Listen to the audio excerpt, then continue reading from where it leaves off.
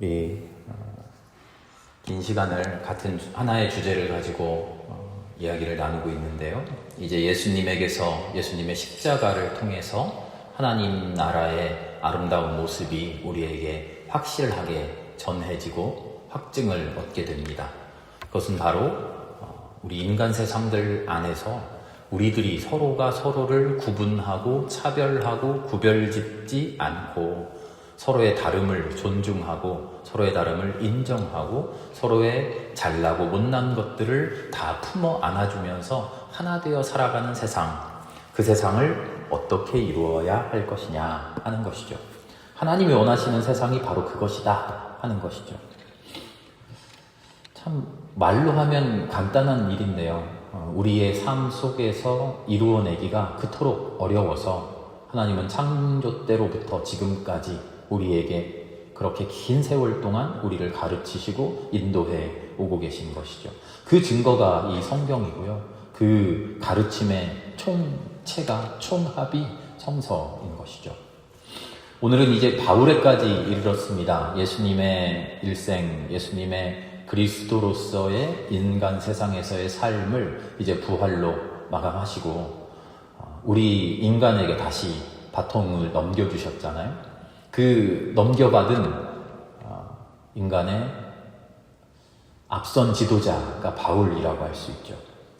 바울의 선교는요, 우리가 사도행전이나 바울의 편지들을 보면 바울이 종교를 퍼뜨리고 다니고 전도를 해서 막 교회를 만든 것, 우리는 그렇게 좀 시야를 좁혀서 보기 쉬운데요. 좀 더 넓게 보면요, 바울은 그리스도교라고 하는, 기독교라고 하는 종교의 확장을 위해서 일한 사람이 아니고요. 예수님께서 그토록 평생을 바쳐서 일하셨던 하나님 나라 만들기, 하나님 나라 실현하기, 그 일에 평생을 바친 사람입니다. 지난 시간에도 말씀드렸지만 로마 사회라고 하는 특별한 문화 속에 있었어요. 로마 사회는요, 계급과 차별, 이 사회의 근간을 이루고 있었어요. 엄격한 신분의 차별, 분리, 등급제를 가지고 누구에게는 막강한 권리를 주고 누구에게는 가혹한 의무를 부과하면서 그거를 통해서 나라를 통치해 갔죠. 그런 상황 속에서 하나님의 나라, 그리고 바울이 전하고자 했던 그리스도교는 오히려 로마의 그런 차별에 맞서 싸우는 정치적인 투쟁이기도 했습니다. 동등함, 동일함, 평등함을 강조했죠. 이 당시에요, 플리니우스라고 하는 로마의 정치가가 있었어요. 이 로마의 정치가 플리니우스가 편지를 많이 남겼는데요. 이 편지가 오늘날까지도 남아 있습니다. 몇백 편이 남아 있어요. 편지를 많이 쓴 사람인가 봐요. 그리고 그 편지를 어떻게 또 잘 보존했나 봐요. 그런데 이 사람의 편지 속에 그 당시의 로마의 사회상을 들여다볼 수 있는 수많은 증거가 있어요. 우리 폼페이 최후의 날 잘 아시죠? 아주 번성했던 폼페이라고 하는 그 도시가 화산, 베수비오 화산이 폭발하면서 순식간에 그냥 화산재 아래 파묻혀버리는 그 멸망의 이야기 있잖아요. 그 폼페이 최후의 날을 우리가 어떻게 압니까? 다 죽었을 텐데요. 이 플리니우스가요, 그 폼페이에서 한 20km 정도 떨어진 도시에서 살았는데 그 폼페이 화산 폭발에 대한 이야기를 정말로 자세하게 무슨 기자처럼 써가지고 편지를 보냈어요. 그게 남아있는 거예요. 이 플리니우스의 편지 속에. 그래서 폼페이 최후의 날도 증거로 우리에게 전해지는데요. 우리에게 관심 가져지는 것은 플리니우스의 편지 속에 들어있는 그리스도인들에 대한 이야기예요. 플리니우스의 편지에 이런 이야기가 나와요. 누군가 잔치를 베풀고 손님들을 초청했습니다. 가서 봤더니 로마의 풍습에 술잔도 3가지 종류요, 음식도 3가지 종류요, 의자도 3가지 종류, 식탁도 3가지 종류랍니다. 제일 좋은 술잔, 제일 좋은 음식, 가장 화려한 식탁에는 주인하고 동급의 친구들이 앉고요. 그 다음 중간쯤 되는 술잔에는 자기가 매겨놓기로 이 사람은 두 번째 등급 정도 돼 하는 친구들이 않고요.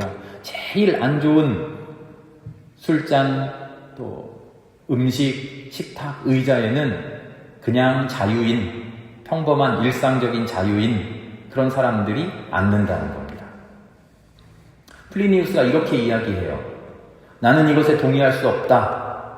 그랬더니 주인이 그러면 당신은 어떻게 하시겠습니까? 그가 묻자 나는 이렇게 대답했다. 편지에 써 있어요. 나는 모든 사람을 똑같이 대접하겠습니다. 같은 식탁에 앉히고 같은 그릇으로 차별 없이 대하겠습니다. 아니, 이전에 종이었던 사람도 말입니까? 물론입니다. 이전에 종이었던 것은 중요한 것이 아닙니다. 로마 사회는요, 철저하게 계급주의예요. 그 계급에 따라서 앉는 의자도 다르고 먹는 식기도 달라요. 그리고 그것을 당연한 것으로 여겼다는 거죠. 그래서 그리스도교 안에 우리가 서로 하나다, 우리는 똑같다라는 것이 오늘날과 같은 사회에서 그래 우리 다 똑같은 사람이지요 라고 하는 그런 이야기와는 전혀 다른 수준의 문제였어요. 오늘날에는 누구라도 이야기하면서 그래 차별하면 안 되지 하는 그런 권고였다면 로마 시대에는 이 평등을 이야기하는 것 자체는 로마의 사회를 흔들어 놓는 그런 일로 여겨졌던 거죠. 고린도전서 11장을 보면 바울이 교회 안에서 잘못된 성찬에 대해서 아주 화가 나가지고 꾸짖는 이야기가 있어요.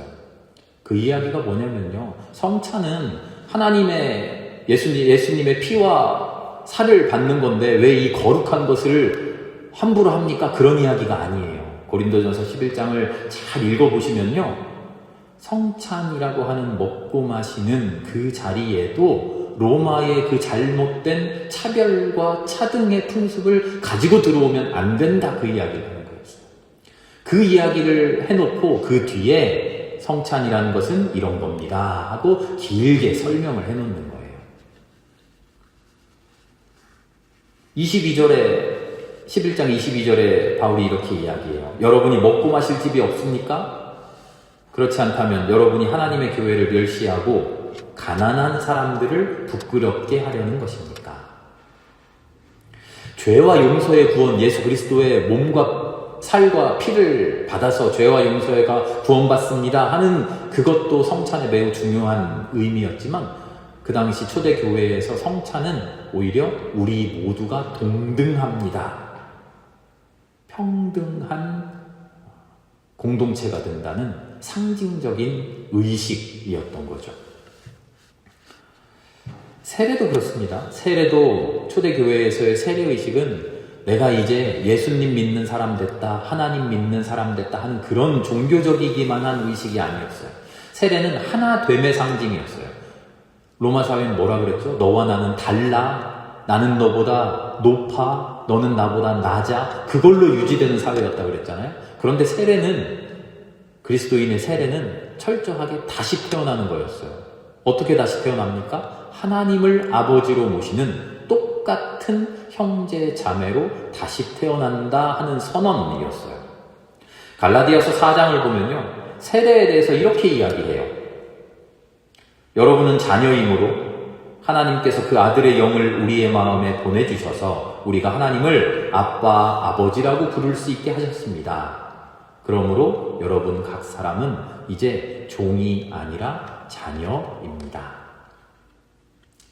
하나님과 나와의 관계에서 내가 구원받고 하나님의 아들 되었다, 하나님의 딸 되었다, 그런 이야기에 그치는 게 아니고요, 이 당시에 더 큰 강조점은 우리가 동등한 사람입니다, 우리는 평등한 사람입니다 하는 그곳에 있다는 거죠. 이런 평등의 추구, 동등함의 추구를 매우 극적으로 보여주는 성경책이 하나 있어요. 그건 바로 빌레몬서입니다. 빌레몬서. 아주 짧아요. 한 장밖에 안 돼요. 성경에는 한 페이지밖에 안 돼요. 우리 신약 성경에서 그래서 찾기도 좀 힘든데요, 히브리서가 조금 길어요. 그 히브리서 바로 앞에 있어요, 빌레몬서가. 이야기는 이렇습니다. 그리스도인 공동체 안에 극단적인 평등의 사례를 보여주는 거예요. 바울이 로마 감옥에 갇혀 있을 때인데, 감옥에 갇혀 있어서 감옥 속에서 오네시모라고 하는 사람을 만나요. 그리고 이 오네시모는 바울을 만나서 신실한 그리스도인이 돼요. 10절을 보면요, 바울이 오네시모를 내 아들처럼, 내 아들이라고 생각하고 아들이라고 불러요. 그리고 12절을 보면 내 마음이라고, 내 심장이라고 이야기해요. 그러니까 이 오네시모가 아마 바울을 만나서 매우 신실한 사람이 되었고, 바울과 인간적인 교류도 매우 두터웠을 뿐만 아니라 신앙심도 매우 좋은 사람이 되었던 것 같아요. 그런데 이 오네시모에게 과거가 있습니다. 어떤 과거냐면, 책 이름이 뭐라고 그랬죠? 빌레몬서라 그랬죠. 바울이 지금 편지를 쓰고 있는 빌레몬이라는 사람의 종이었어요. 노예였어요. 그런데 아마도 이 빌레몬서에는 정확하게 나오진 않습니다만, 아마도 오네시모가 주인 빌레몬의 재산을 어느 정도 훔쳐서 달아났거나 그런 사람 아닐까 추측을 합니다. 그랬다가 감옥에 갇히고 감옥에서 바울을 만난 것 아닐까 이렇게 생각들을 하죠. 그런데요, 로마 법에는요, 로마 법을 연구하는 사람들이 연구해 보니까 로마 법에 우리 구약에 도피성 나오죠. 구약에 도피성이 뭐였나요? 살인죄를 저지른 사람이 고의로 사람을 죽인 게 아니라 실수로 누군가를 죽이게 되었을 때 지정해 놓은 도피성으로 도망을 치면 그 사람의 사정에 대해서 구제해주는 그런 제도잖아요. 로마에도 이런 비슷한 제도가 있었던 것 같아요. 아주 중죄를 범한 노예가, 종이 신전이나 자기 주인의 친구에게로 도망을 갑니다. 자기 주인의 절친한 친구에게로 도망을 가서 사정을 하는 거예요. 우리 주인에게 내 사정을 좀 중재해 주세요 라고 말하면, 이 종의 주인하고 도망쳐간 그 주인의 친구가 중재를 해서 그 종을 감면해주는 그런 로마 법이 있다고 합니다. 바울은 아마도 감옥에서 만난 이 오네시모를 친구의 자격으로서 빌레몬에게 돌려보내는 것 같아요. 빌레몬이 이미 그 전에 바울에게 복음을 전파받고 바울의 그리스도 사람이 되고 바울과 친형제 같은 그런 정을 나눈 사람이었기 때문에 오네시모를 만난 바울이 빌레몬의 종이었구나. 그러면 바울은 지금 감옥에 갇힌 신세이긴 하지만 로마의 시민권자잖아요. 로마의 시민권자라는 그 권리를 사용해서 내가 이 사람의 원래 주인과 친구인데 내가 중재합니다 라고 지금 오네시모를 돌려보내는 그런 것으로 추측을 합니다. 옛 주인 빌레몬에게 오네시모를 보내면서 지금 편지를 쓰는 겁니다. 그러면서 이렇게 이야기해요. 16절에 이제부터 그는 종으로서가 아니라 종 이상으로 곧 사랑받는 형제로 그대의 곁에 있기를 바랍니다. 17절에는요. 나를 맞이하듯이 그를 맞이해 주십시오. 종을 용서해 주십시오. 그 잘못을 좀 눈감아 주십시오 정도가 아니라 바울은요. 그리스도의 사랑 안에, 복음 안에, 믿음 안에 당신의 종이었는데 그냥 종도 아니고 죄를 지은 종인데 그 사람을 형제처럼 대하라고 하는 거예요. 빌레몬에게 바울은 아마 스승 같은 사람이고 신앙의 아버지 같은 사람이었을 거예요. 그런데 바울은 나를 대하듯이, 당신이 나를 대하듯이 이 오네시모를 대하십시오 라고 말하는 거죠. 이게 초대교회 그리스도교인들의 그 당시의 시대상을 뛰어넘는 평등의 실천이고요. 사랑의 실천이었어요. 이런 실천이 현실이 되어서 로마 사회를 충격으로 몰아간 것이죠. 그리스도인들에 대한 로마 사회의 증언을 보면요. 당시 로마에는 계급이 두 개 있다고 그랬잖아요. 자유인과 종, 자유인과 노예 이렇게 구분을 했어요. 물론 그 안에 더 자세한 구분이 있습니다만 귀족도 있고 평민도 있습니다. 그런데 로마 사람들이 우스갯소리처럼 제3의 인종이 있다 이렇게 이야기를 했대요. 로마에 자유인이 있고 종이 있는데 세 번째 인간들이 있다. 그게 뭘까요? 그리스도인들이다. 얘네들은 이상해. 세상에 자유인이 있고 세상에 종이 있어서 자유인들이 종을 부리고 종들은 자유인들에게 봉사하고 헌신하고 일 시켜먹고 그게 당연한 건데 이상하게 얘네들은 제3의 인종이야. 별다르게 살아. 어떻게 살아요? 종과 자유인 그런 관계가 아니라 서로가 서로를 친구라고 하고 서로가 서로를 형제라고 하고 서로가 똑같이 누군가가 위에서 누군가를 군림하고 누군가를 착취하고 누군가를 소나기에 쥐고 그렇게 다스려야 되는 세상이 올바른 세상인 것 같은데 이 사람들은 안 그런다는 거예요. 자기들끼리 똑같대요. 주인이 됐던 사람이 종이라고 부리는 게 아니라 그 종과 똑같은 식탁에서 먹고 같이 먹고 마시고 서로 사랑하고 그렇게 산다는 거예요. 로마 사람들의 눈에는 진짜 이상한 사람으로 보인 거죠. 그래서 이 사람들은 제3의 인종이다 이렇게 말했다는 거죠.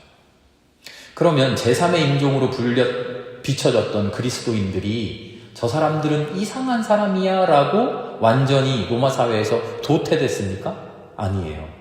핍박받던 그 사람들의 그리스도인들의 삶의 모습이 로마 사람들을 점령하기 시작을 한 거죠.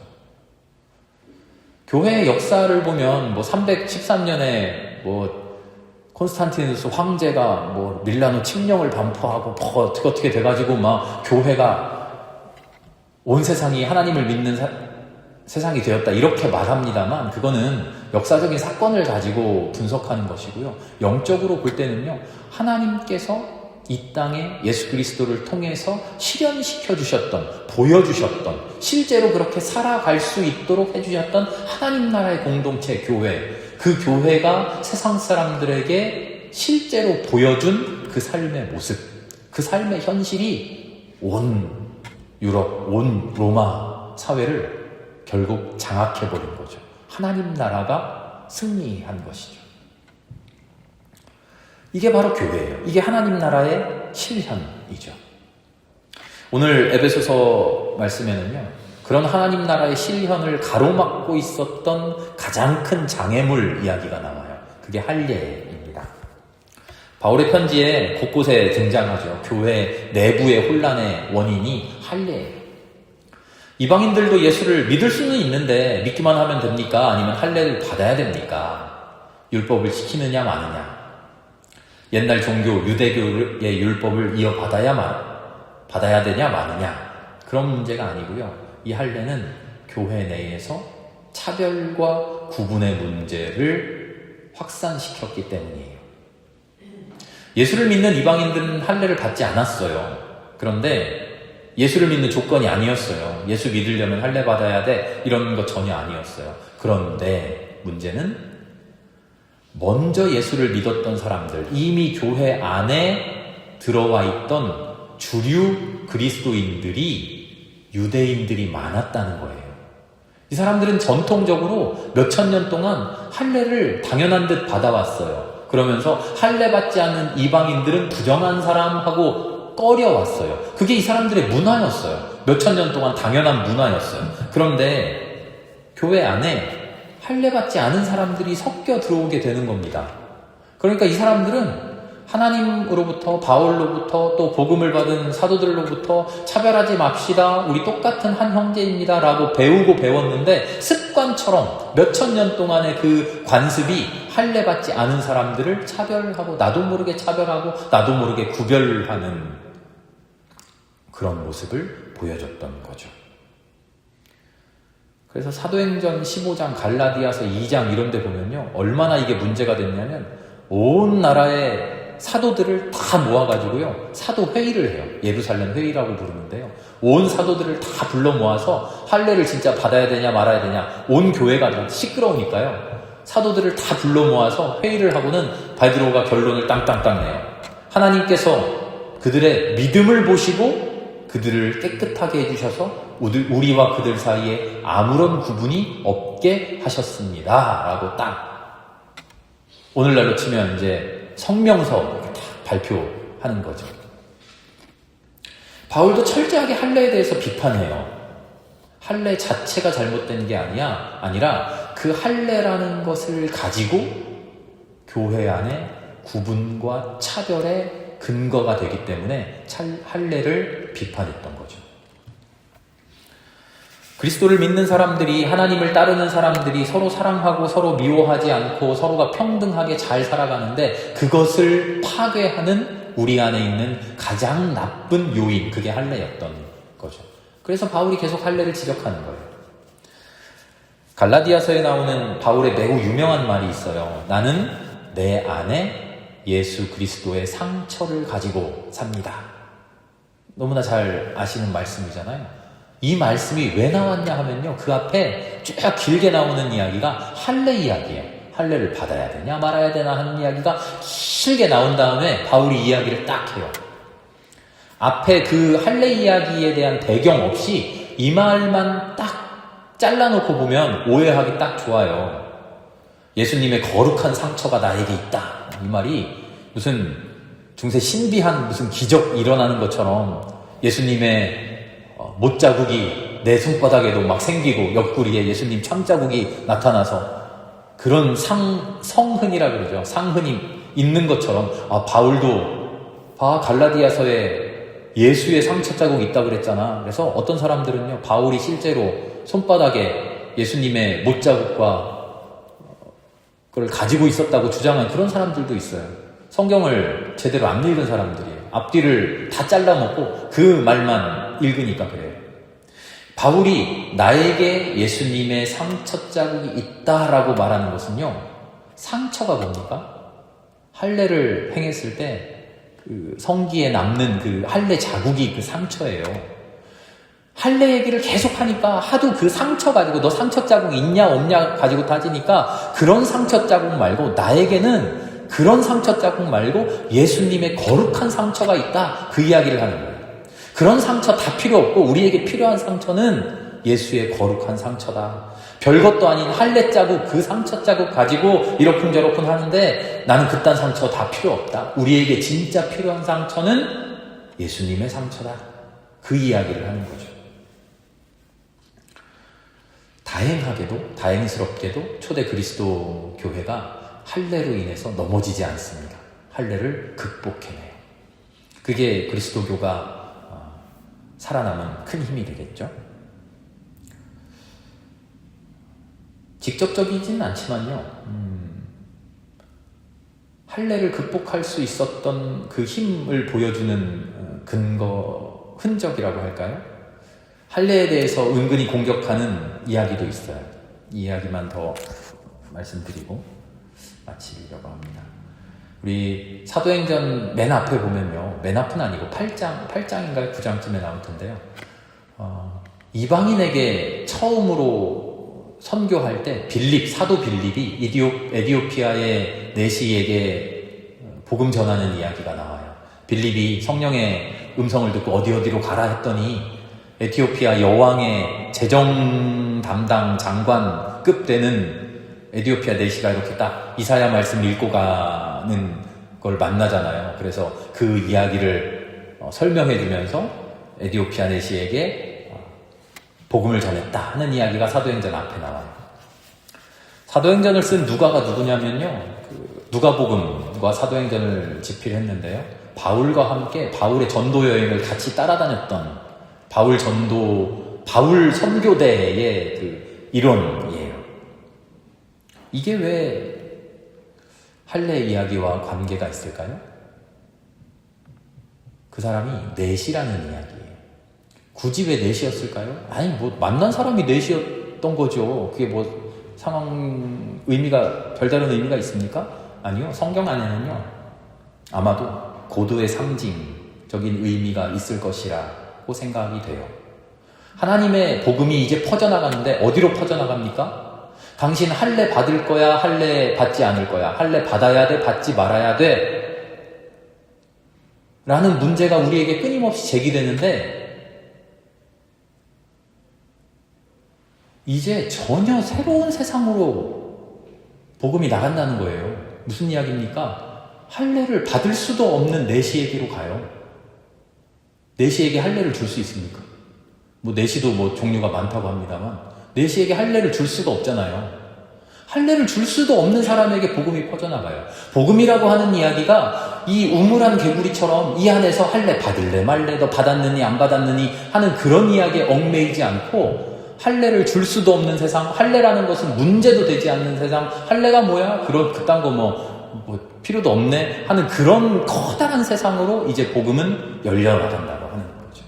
누가가 맨 앞에 이방인 선교를 이야기하면서 그 선교의 첫 대상을 내시라고 선정한 것은 매우 의미 있는 그런 선정 상징이라고 보여집니다.